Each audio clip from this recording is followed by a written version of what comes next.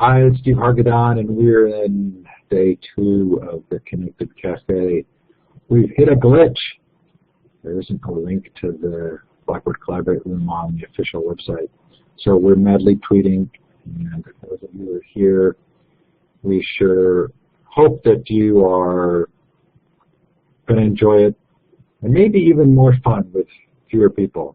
And then there will be the recording.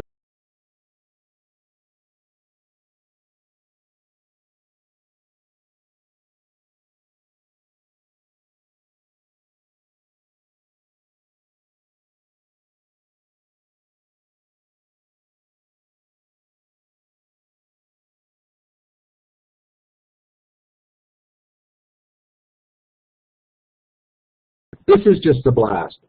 I mean, we did this last night, and it was just so much fun, and I hope that you enjoy it as well. Okay, so here's how this works. Oh, before we get there are things I'm supposed to tell you. Like, there's the Ed Connector program. This is kind of a cool deal. You put yourself in, you list the things you're interested in, and it kind of maps you against other people. It tells you who has similar interests to you. When I get through this blitz of the first few days, I actually have a couple people I'm going to reach out to because I've never heard of them, don't know them, and have very similar interests to me. The recording link is not up yet. I've sent it to Connected Educator folks, but I don't think it's been posted anywhere. Okay, there are also the book clubs. You can go to connectededucators.org to find out information about the book clubs. There is a badge of the day. I haven't gotten the badge code yet. Obviously, we're working some things out, but if it comes while we're talking, I'll give you the badge. If not, I know you're, well, I'm not going to interject any editorial here, but I'm sure that you won't be desperately disappointed not to get a badge for being here tonight. Or maybe if you are, you'll email me and I'll take care of you. Okay, so tell us where you're participating from. Look to the left of the map for the star icon. It's the second one down. Click on that and then click on the map. I'm in Minneapolis, St. Paul tonight. I'm spoken at the MEMO conference, which was a blast. I had so much fun and met 2 of my heroes, Doug Johnson and Stephen Abram. Very fun. We've got Anne from Australia. Angela says her star won't stick. So you click twice on the star and then click on the map.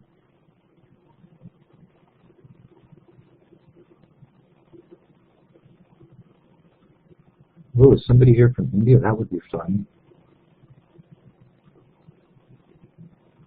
Egypt. Larry, of course, Sacramento. So wherever you are situated, we are sure delighted that you've joined us. And you can keep putting in the chat your locations. So this is intended to be kind of like a party. This isn't the introduction of new material. This is intended to help you connect with people you may have heard of, the famous bloggery types, your online heroes, and to do so in a very personal way. And so what I'd like to do first is I'd like to have Angela and Larry introduce themselves. So this is a short introduction. We're going to get into more detail as we move forward. But this is just sort of a short overview in case somebody doesn't know who you are or they've heard your name and don't know much about you. So Angela, if you would, could you start us off? Just a quick introduction as to who you are. Absolutely. I'm Angela. I am a veteran educator, so I've been in the field of teaching and learning for 25 years, classroom teacher at kindergarten all the way to college, and this is my heart, this is my life, this is my passion. So everything that I do today, whether I'm speaking to teachers or speaking to leaders or speaking in business and enterprise, it really all is about committing to education. So I could not be more honored and thrilled to be here and to be with one of my online colleagues and heroes, Larry. So thank you, Steve. Absolutely. Now, would you animate a little? I mean, it's hard to have you on the show because you're just always so sort of dry and dull. You need to kind of amp it up tonight. Larry, how about you? Well, I'm Larry Ferlazzo, and I'm equally honored to be on with Angela and with Steve. I'm a teacher at Luther Burbank High School in Sacramento. It's Sacramento's largest inner-city high school, and I've been there for about 10 years. I teach English language learners, mainstream students, and international baccalaureate classes. So quite a mix. And prior to that, I was a community organizer for 19 years.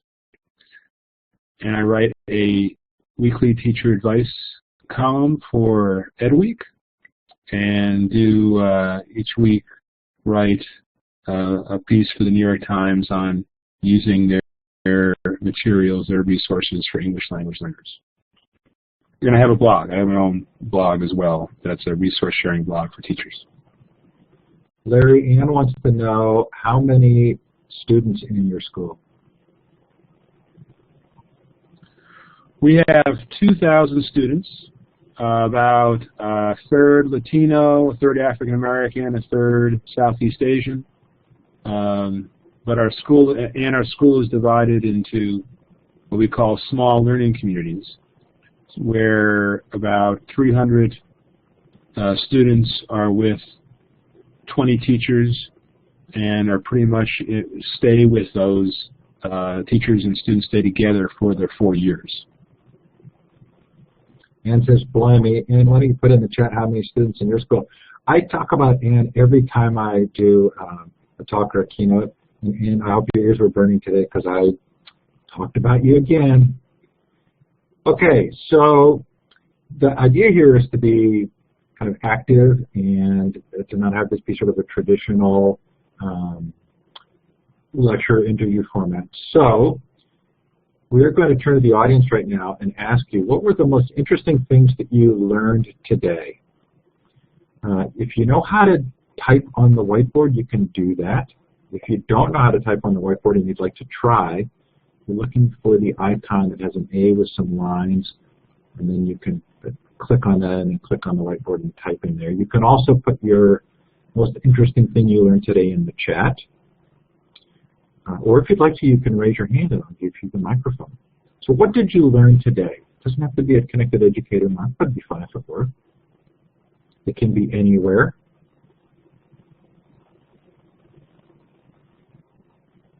Donna says, where are the controls? Donna, if you want to raise your hand, you click on the hand icon. It's the just top of the participant window. There are 3 icons there. Oh, and you've lost the actual controls. Hang on. Now you should see them. You have the web tools now. So look for the A icon to the left of the whiteboard. Thank you, Donna.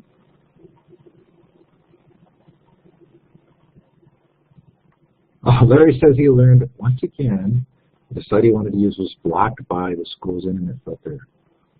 Jay Gubbin says, I learned how to use feed 43 to make RSS feeds from sites that don't have an RSS feed. Oh, I need to make a note of that. I don't know about feed 43. Antoinette, using hashtags.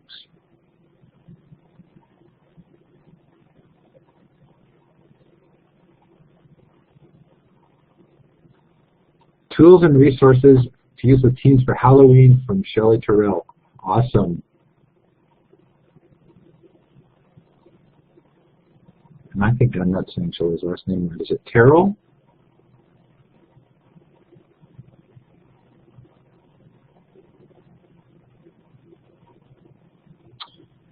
Still thinking through what you learned last night about teacherpreneurs.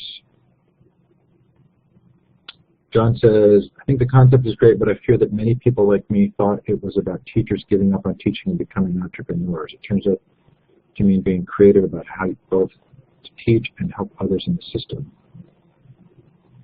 Peg, you must be telling me that it's Terrell.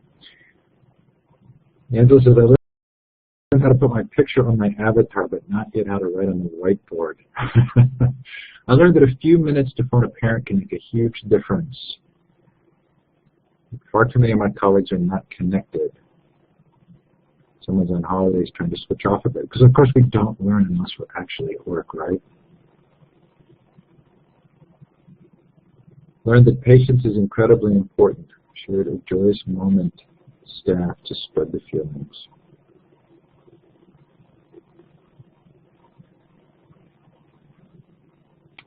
Okay, 30 more seconds. Something interesting you learned today.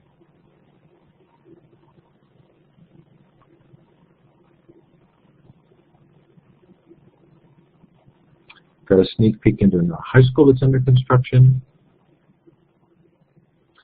I relearned today that I love talking to other people. It's the most interesting thing. I'm an introvert by nature. I rejuvenate by spending time alone, but I learn so much in conversation.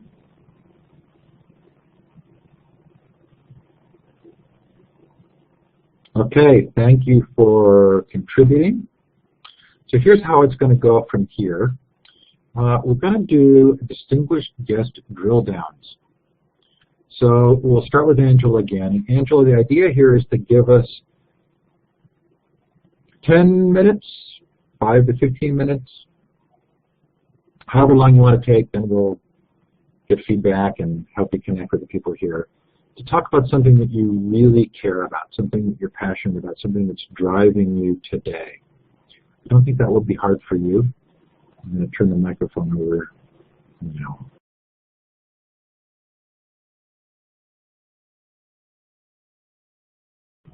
Angela, be sure to turn your mic on. Okay, can you hear me right now? Yes. Oh, excellent. So I'm very passionate, very, very passionate about liberating the genius in our teachers and most importantly our kids. And so I've been on a mission for 25 years, but more specifically talking about that mission and what genius is and why it is not just a word reserved for just a special few, superheroes and scientists, that every single one of us has something that someone else in the world needs. And it is really critical that we model how to own your own genius and how to live up to it so that we can help our kids live up and into that. And so I have been just absolutely, like Steve said, I'm getting so much energy and so much joy from watching, first and foremost, teachers come into their genius. Teachers that I might have, had to push a little bit and say, you need to share that. You need to put that out. You need to blog about that. You need to share that on Twitter. You need to tweet about that. And they're so shy and they say, well, I don't know, I'm just a teacher. I'm like, well, that is not a word that I'm going to listen to. You're not going to say the word just, and you're not going to say the word only. You're certainly not going to say the word but. So they're like, okay. And so I'll say, well, if you don't share it, then I'll share it on my blog. And then one little share is responded to by someone else in the world that needed that contribution. And they get a little bit braver and a little bit bolder. And now they're leading in ways that they never believed they could. And I always believed they could. And it's just a joy to watch. And then they transfer that onto their kids. And they start asking their kids to share. And they start asking, not just asking, they start expecting their kids to share and to contribute their genius. And watching that in real time is like watching Superman come into their powers. So it's just a beautiful part, a part of my mission. It's a beautiful part of a movement that I'm honored to have been a part of, called Choose to Matter. And it's a place where individuals proclaim their genius. They proclaim what they might use their genius for and connect and collaborate with others, because my motto on my blog is we are smarter together. And to actually live that is pretty inspiring and pretty amazing. Angela, I feel like you went through a transformation. Is that accurate? Did the opportunities of the web actually kind of shift your own sense of capacity? Oh, absolutely. I'm going through a transition every minute I'm breathing. And I've been doing it very publicly. So I've been blogging like Larry for, I don't know, I think the last thing was 7 years, which is crazy, 6 or 7 years. I've been blogging and tweeting for 5 or 6. And so I do my learning out loud. I do my thinking out loud. And it's really messy. And it's not always nice and neat and pretty. And what happens when you learn out loud is that others appreciate that vulnerability. They appreciate that, you know, a lot of people that do accomplish things, and it's so easy. It looks so easy, but if you really drill down, it's very difficult. It's a very difficult and hard journey to say, you know, this is what I thought I was supposed to do, but the world's calling me to do something in a different way, and to actually go with that and to really understand what it means to live your passion and what it means to live with passion. I've been doing that every single day, and being around kids and watching them do it bravely gives me courage to keep going on. So, Larry, have you ever wanted to ask Angela a question that you've never been able to? If you could ask Angela anything, what would you ask? Actually, you get to ask Angela anything.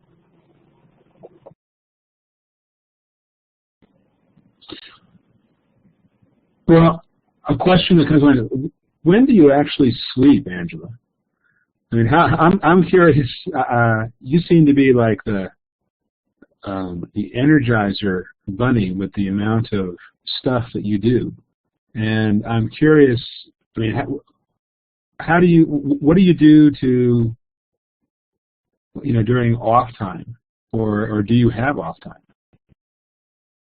That is a really brilliant and difficult question, and probably one of the downfalls of living with so much passion is that it calls you to do things at all hours of the night, and to really just, Edison calls it living on Edison time. So when it comes into you or across you, Elizabeth Gilbert speaks about this in her TED Talk on passion, that I'm always ready when it comes over me, and there's not that many breaks. So it's something that I physically and consciously have to work at, is being able to take time to reflect. Writing for me, actually, as painstaking as it is that release for me. So writing and capturing, I have a notebook everywhere I go, and then I've got about 15 apps on my phone that I literally, so I call it my ABCs for the 21st century, always be capturing. Capturing and noting everything that I'm a part of. So whether I'm sitting with somebody on a bus, or I'm having a conversation on a plane, or I meet a teacher or a student, and even if I don't do anything with what I've captured, it actually does allow me to focus when I'm reflecting. And I'm trying really hard. Vicki talked about this last night, to build in time to reflect and to build in time, whether you call it meditation or whatever. I do that when I'm running. I've just discovered swimming because I hurt myself running, and that's probably the time where my brain actually shuts off. It doesn't really shut off any significant part of the day. So I have to actually build in time, and it's hard for me. And I know there's a lot of driven people that it's hard for them too. So I would love your techniques and ideas. Angela, I've noticed this about you. You have the notebook, you're always writing. I'm the same way. I have to write things down. We laughed, maybe last night it was, because my saying, I'm of Irish heritage, and there's a little known Irish saying, which is, how will I know what I'm thinking until I hear myself say it? Mm-hmm. And if I don't capture, it's sort of like all the brilliant ideas kind of fly off. Okay, so I feel like the technology, like Howard Rheingold said, have become, some of those technologies have become mind amplifiers for me. And Evernote really, in a sort of a very significant way, allows me to kind of hold and curate content. I actually use a really interesting program called TickTick. It's called TickTick. I used to use Astrid, but I've discovered that if I make notes right away, it really helps my thinking. Larry, how do you kind of track ideas?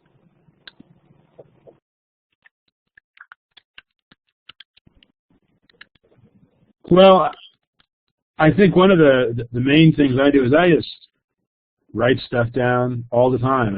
I guess I use my own blog as a source for tracking ideas, and I think similar to Angela, in terms of just writing down what I'm thinking through.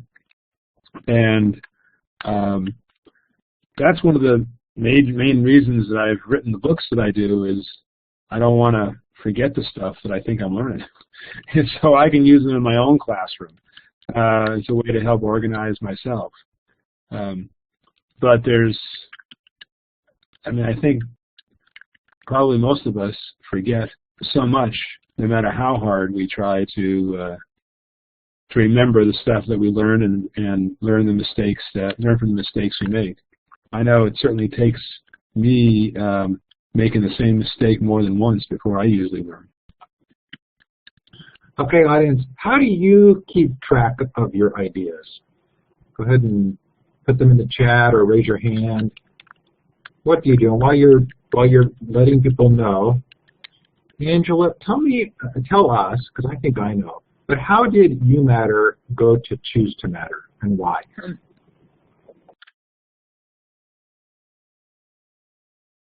We've lost your mic. You may have turned it off there accidentally. Okay. Am I on now? So, You're on. Oh, perfect. So You Matter is something that's been at the heart and core of my teaching. It's a statement, so I have been telling my kids for 25 years, you are a genius and the world needs your contribution. You matter. And here's what that means. And so I talked about that in a TEDx talk that I did that went really well and got shared a lot. And as people were sharing the message of You Matter across a lot of different industries and a lot of disciplines, it was actually kids that helped evolve it to Choose to Matter. Because with kids, so the adult world picked up on the You Matter part of it. And we're like, well, I haven't heard those two words. I mean, everyone from a man on the street to a guy on Wall Street.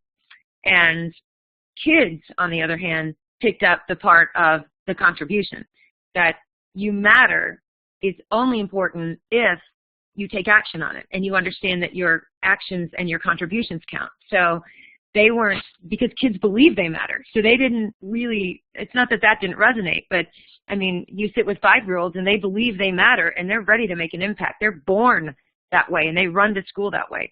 So the contribution part was you matter, you're genius, and the world needs your contribution. And that's exactly what kids did. So they're, at the same time the talk came out, my book, The Passion-Driven Classroom, sort of took Google's model of 20% time that a lot of people are talking about, stuff in Dan Pink's research on Drive, and that many schools were scaling that. They were really implementing this 1 hour a week, and it evolved into Genius Hour. And so that's where kids did their contributions. They contributed towards something they were passionate about. They collaborated and connected, and we started being, more aggressive about putting classrooms together. And when kids started contributing, they were contributing to the world, and they were choosing to matter. And that's really where it evolved, that this movement isn't about telling people that they matter. It's about telling people they matter because you're telling them that their contribution is needed, which is the deepest level of mattering. And so it was really inspired by kids. It has been grown by kids. In September, with Peter Reynolds, I wrote a manifesto for You Matter saying, you are a genius, the world needs your contribution, all that stuff. And 877 kids in 6 continents signed it and said, I matter. I'm going to make a mark, and I'm ready to show you, world, what my contribution is. And so it's been a beautiful evolution, because the movement isn't about excitement, and it's not about ego, and it's certainly not about inspiration, although you're inspired when you do awesome things. It's about action. It's about inciting action in people who would otherwise be passive. And our kids don't want to be passive recipients in the world. They want to be contributors, and they are, and they will, only when adults recognize them as contributors that are significant and not lesser than. Have you connected? Thanks for the question. And I want to ask, I have to ask Larry a question, so I get to do that back to him. But yes, Steve, go.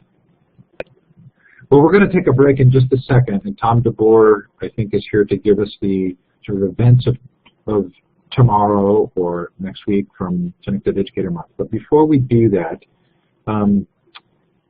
Angela, are you an introvert or an extrovert? This will be shocking to everyone, but I am 100%, like very few people actually score.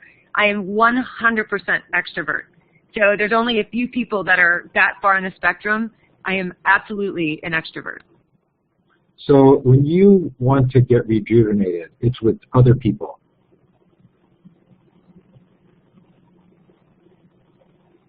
Yes, absolutely. which is why I think writing is my reflection in solstice, because it's a solitary act for me most of the time, and it's the only time that my brain isn't paying attention to other people. Like I'm constantly looking and listening and learning, like you said, just talking with other people is so amazing. Well, writing takes me away from that and makes me look at everything I've captured and pull it together in some essence. Larry, before we go to our break, are you an introvert or an extrovert? Oh, I certainly score on the introvert side of things, though certainly professionally, since I left school, I've chosen professions where it's been critical to be extroverts, and certainly in my family life, I've certainly married an extrovert. Okay, I've given Tom DeBoer full permissions on the site. Tom, if you're not here to give the report, that's okay, but I'm thinking maybe you are. And I'm going to go to the right slide here. So, hey everybody, great to be here. Thanks for everybody coming out on a Friday night. Very impressive that you're all here. And you know, I'm looking ahead to tomorrow, and I can see that Cheryl Nussbaum Beach is doing an interesting talk, it looks like, from 11 to 12 Eastern, on leveraging tribe as a means to self-actualization. I think sort of a little tagline that Cheryl has for that talk is, it takes a village to raise a grown-up, too. And I think that's going to be a very interesting talk. Tom, is that 11 o'clock Eastern? 11 o'clock Eastern, yep. The guys from Sat Chat are on, of course. I'm looking just ahead a little bit. Well, it looks like actually you've got an event tomorrow too, Steve, right? Classroom 2.0 Live. Yeah, in fact, if I take credit for that, I'm not really telling the truth. That's going to be Peggy George. And but I'm glad you mentioned it, and tell us about it. Do you have notes there? I don't have notes here, but maybe Peggy's in the room, right? Can she tell us a little bit about it? Peggy is in the room. Peggy, we are giving you a microphone. I wonder if you're on your tablet, though. Let's see. We'll give you a mic, and you can decide if you want to talk about it. Are you there, Peggy?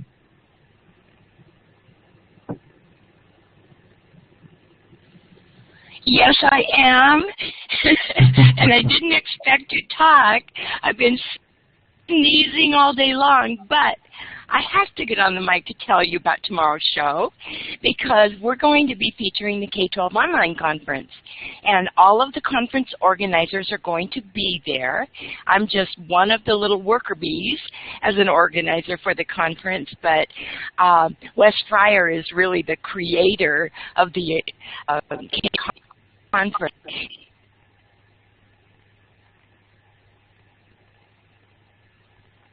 And we're going to be doing a preview of strands and the keynotes for each strand. And Larry is one of the keynotes. We're so excited about that. So I won't go on and on. I could, but I won't. So join us tomorrow, Eastern Time, noon, 9 a.m. Pacific Time. So catch Cheryl's event at 11 and then Classroom 2.0 Live at 12. Steve, if I can add a little bit to this, I mean, there's not a whole lot of other things going on this weekend. We're going to be spending our time sort of just trying to catch up and really sort of be ready for the week ahead. There's a lot of stuff coming in the week ahead. Those are two great events on Saturday, which I hope everybody will get to see. And I'm going to, get up early and start tweeting about them because I want as many people to come as possible. But I'd also say that next week's going to be a very, very big week. We will be sending out newsletters both on Saturday and Sunday to sort of try to get ahead of the curve after a blowout week this week with so many events and activities. And I guess the only other thing I'd say is mention a couple things that we have all these great events and activities, and then sometimes we forget about some of the more basic things that are going on. We encourage everybody who is to sign up for Ed Connector and add yourself to the matchmaking database. People have been finding collaborators and getting help and really raving about the functionality of it. So I'd encourage folks to do that. We just added a capability for you to have your own CEM page. If you go to the calendar, you can actually create your own CEM page and put the events and activities that you think are most important on it, and then share that page with friends and colleagues. We're hopeful this will be a great way for districts and states, for example, that want to sort of highlight certain events and activities in the calendar for their schools to be able to use it. But it's really for everybody.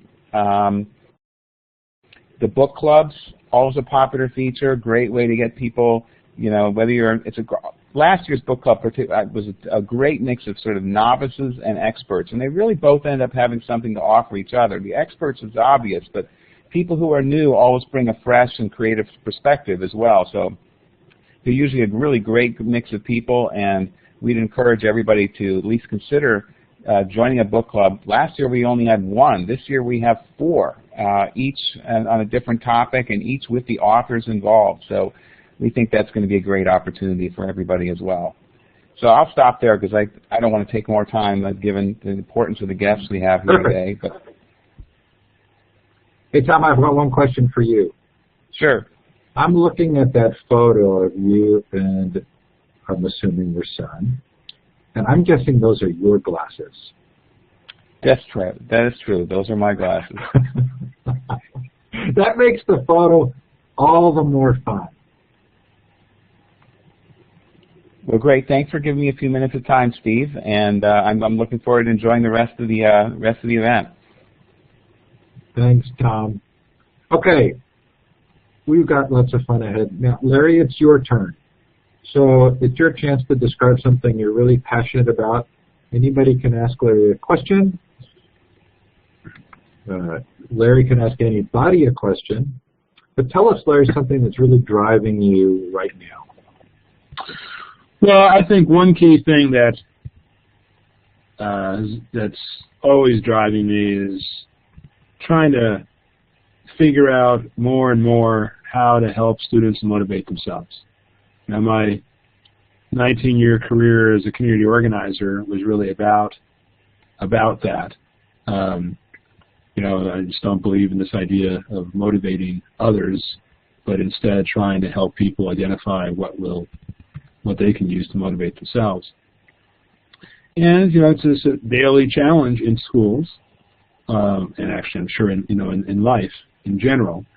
But you know, I think continually trying out new things, continually recognizing that it's not a black and white situation, that it's not, okay, all internal motivation or all external motivation, but trying to lean more towards the idea of intrinsic motivation and trying things that work and trying things that don't work, and writing about them and getting people's reactions to it and making it better.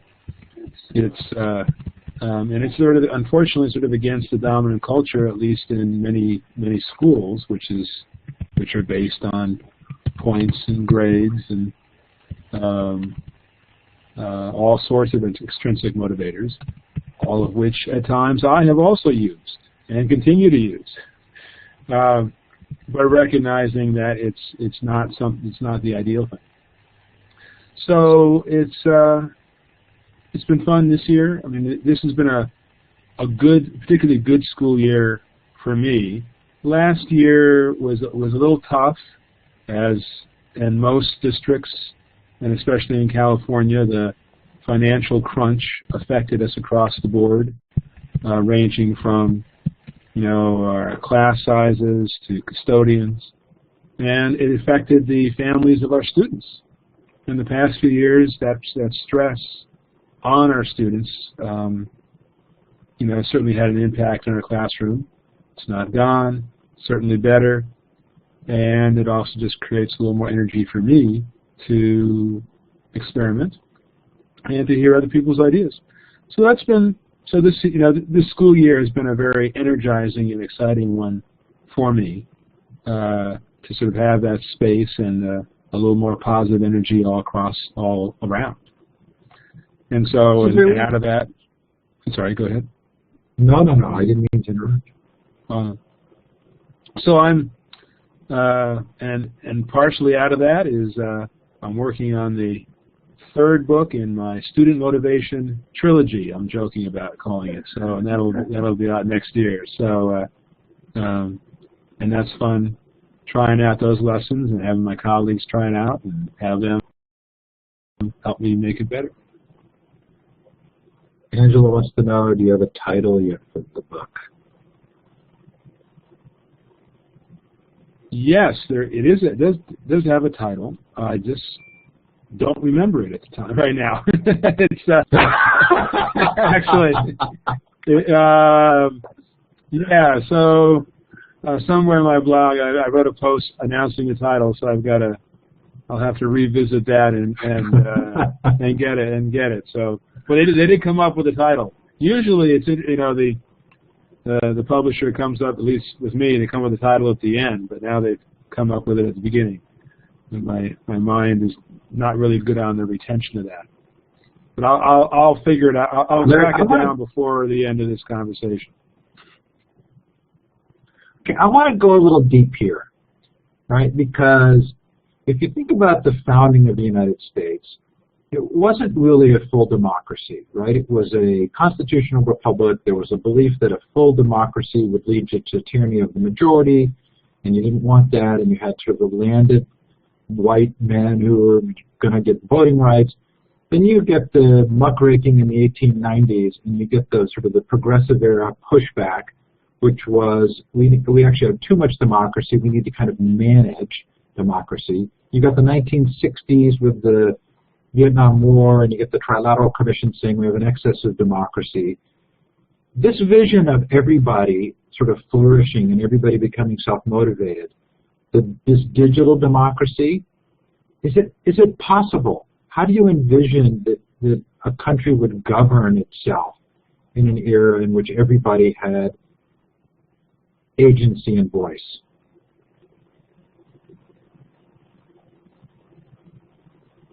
Well, that is going deep. So,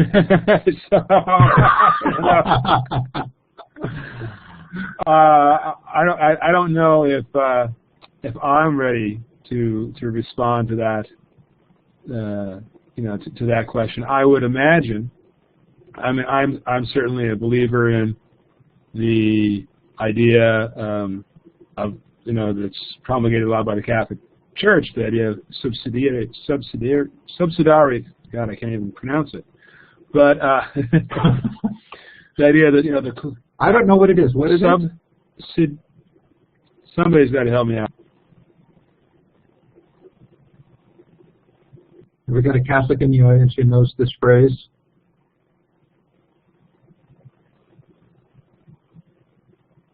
What's the idea?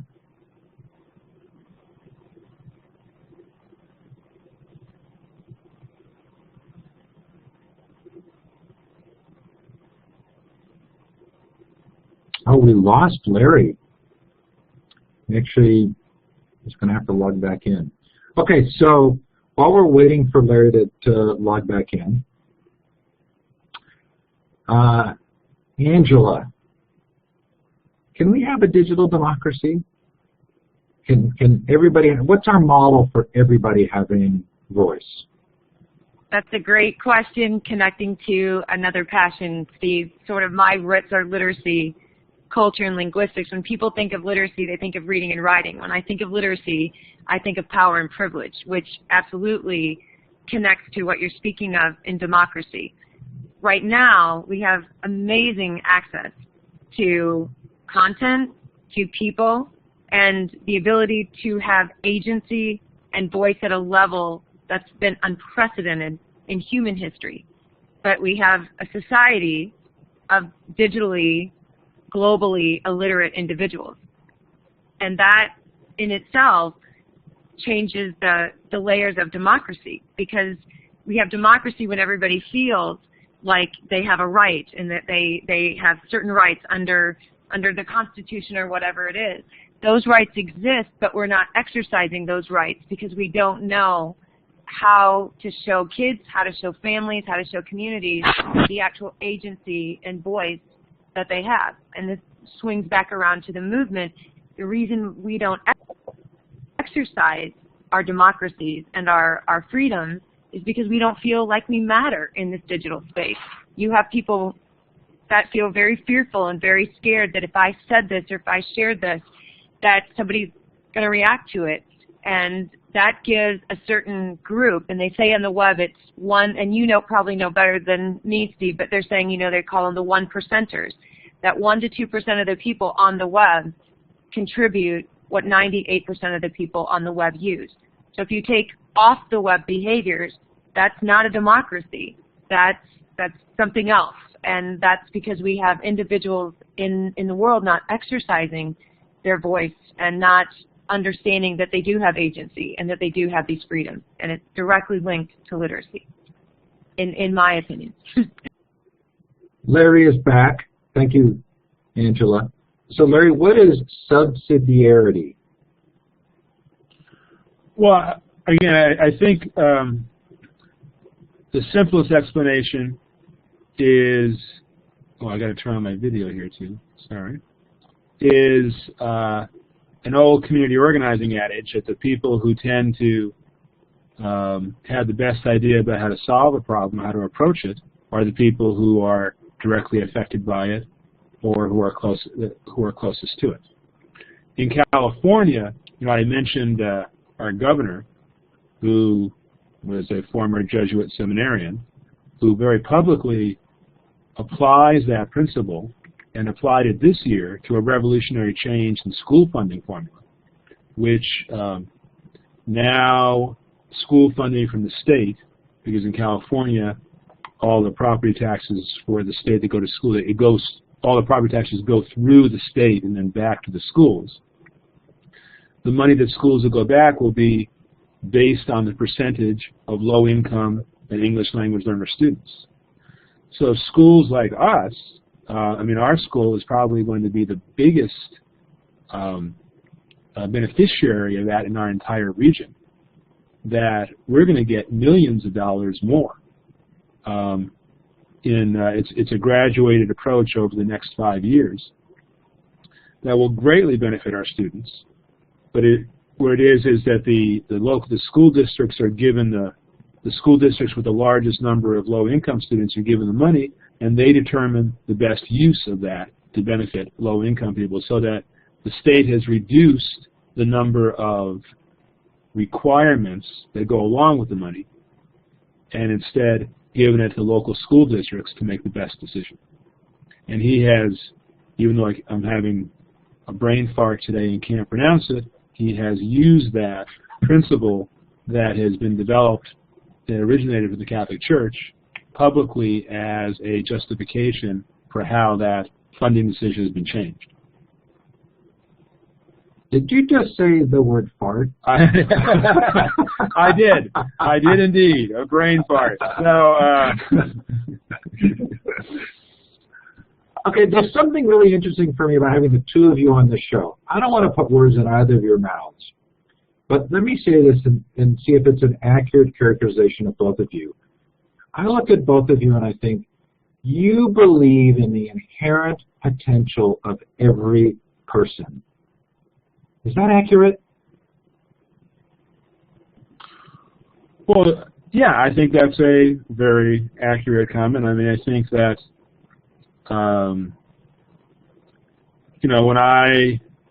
when I look at students who have so many challenges and so many stresses going on in their lives every day, that I think it's a challenge and a responsibility for we teachers, for us teachers, whichever one is correct, to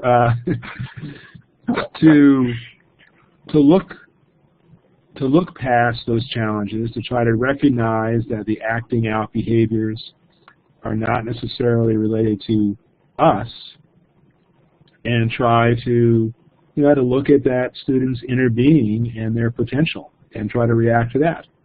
Are we always successful? No, we're human.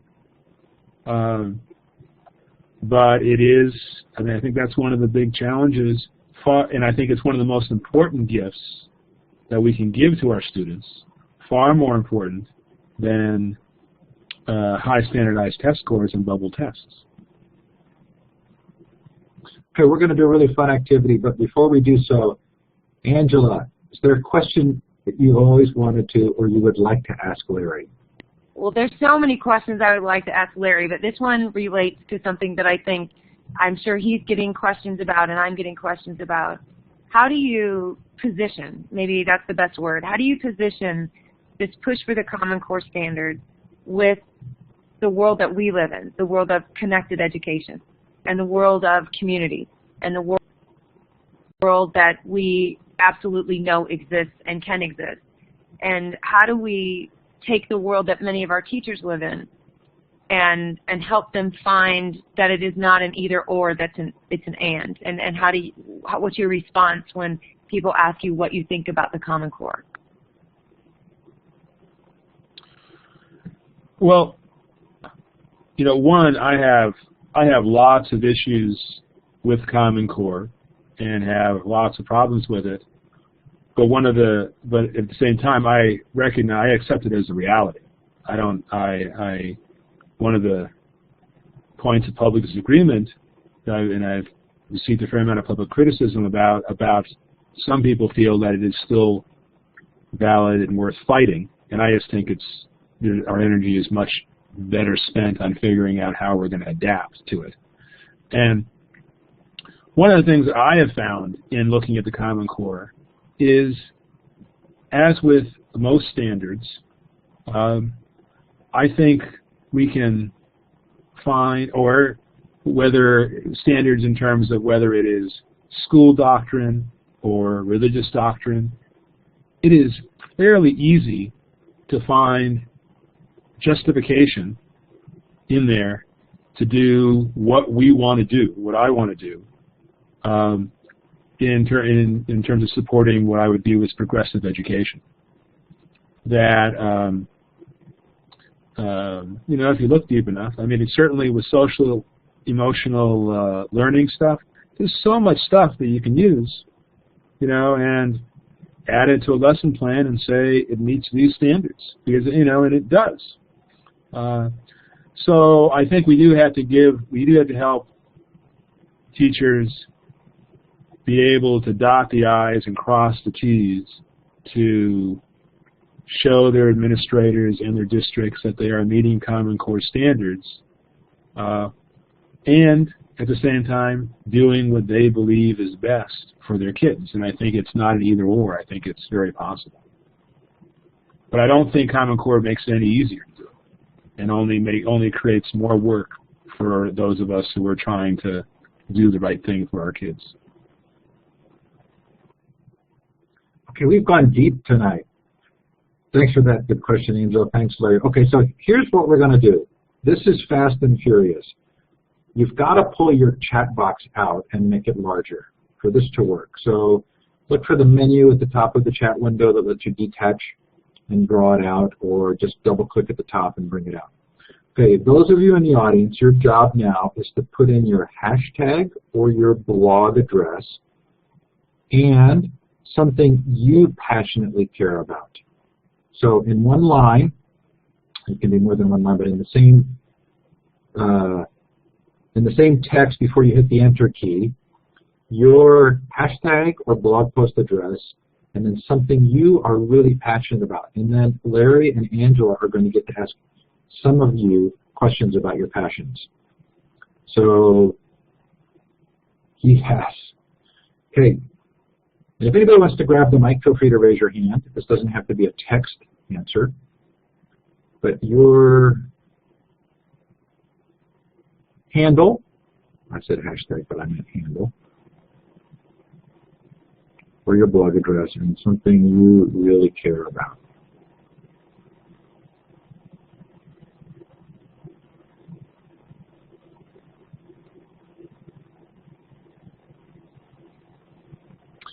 And Larry and Angela will be looking for one you want to ask a question about or make a comment about.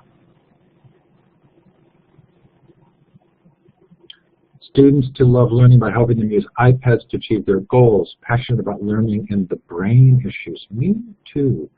Project-based learning, authenticity. passionate about rural education and global education. Solid foundation for K2 in science. It gets kids interested in build confidence early. Global collaboration. Okay, Angela, go ahead. Hi, Donna. And Donna, if you have a mic, get yourself ready. Hi, Donna. Can you hear me? Yes, I can hear you fine. Excellent. I am very interested because I love the two things you put in there. A lot of people talk about project-based learning, but you added a really important word to that, authenticity. And so I have two questions. I wondered why you added that word to it and what you do to bring both of those really important things together in the work that you're doing with your kids. One thing about being a teacher, it's always like you know the stuff and then you want to ask the kids, you want to lead them to where you're going. And every time I stand up there and do that, it feels so inauthentic and so like almost ridiculous, like a show. So I do a lot of project-based learning and I use a lot of different teachers, and what we do is we plan something that we don't even know the outcome to. We don't exactly know the answers to. And so we work together with the kids and the teachers, and we're all learning together to come up with the answer, and it's authentic, and the communication is authentic. It's not like we're leading them to some specific end that we go to, and we all come out really much deeper and much better understanding. It's just a great way to learn. Thank you, Donna. That's awesome. Thank you. Okay, Larry, so you wanted to ask Scott a question. Scott, I don't know if you have a microphone, but either get that microphone ready or you can answer in the chat. Well, I'd be interested in finding out if you had to tell teachers one thing that you learn about learning in the brain, what would it be?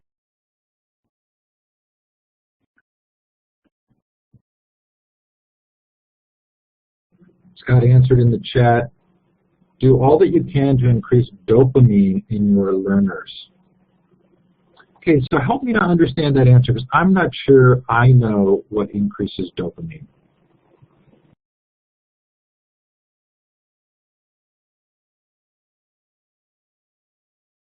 And Scott, if you have a mic, you're certainly welcome to take it. You're not in any way required to, but you would just turn it on by clicking on the talk button at the top left. Hello, can you hear me? Yes, we can. All right. Yeah, I'm a big proponent of I've been out to learning the brain stuff with Judy Willis and did a whole professional development with my faculty at Loomis Chaffee with a colleague and presenting on the learning in the brain stuff. And the factors that increase dopamine, one of the biggest ones is the power of prediction, having kids be able to predict what's coming, the result of a question or a query, being actively engaged in that prediction process is a huge dopamine booster. Collaborative work is a dopamine booster. There's a whole handful of things that will really work to increase dopamine levels with your students when working with them in the classroom. Hey, Scott, would you say that book name again and the author? Sure. The author is Judy Willis, Dr. Judy Willis. You can get her at Judy Willis, W-I-L-L-I-S, is a neurobiologist, and her book is Ignite. I think for the rest of it. I'll put the link in the chat window. Okay, awesome. So you can save this chat. If you go up to File, Save, you can save the chat. And I'd like to give those of you who are here a potential homework task, which is to find somebody in here who's put their Twitter handle or their website and follow them and make a connection. Part of the idea of these nights is to help people connect with each other in a little less formal way. So if somebody put something in the chat that was a passion that you share, fun to reach out to them and make a connection.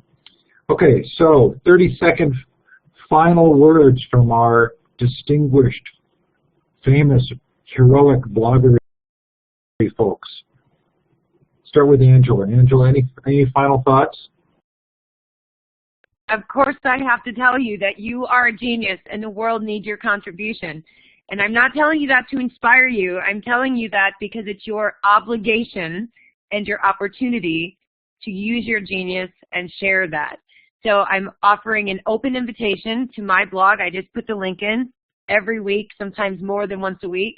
I highlight what I call a teacher with a habitude, a leader with a habitude, a school, a human being that is doing amazing work and bravely sharing the journey of that work out loud.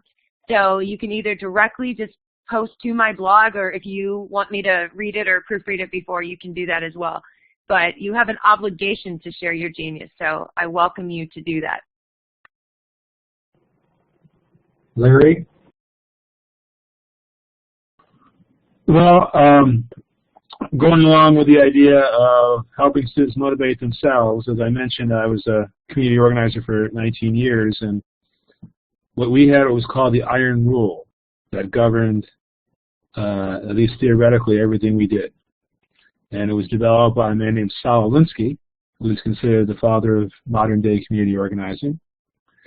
And the Iron Rule says, never do for others what they can do for themselves, never. So it's a good thing to keep in mind. Practically speaking, not one that we can always adhere to 100%, but one to bear in mind all the time.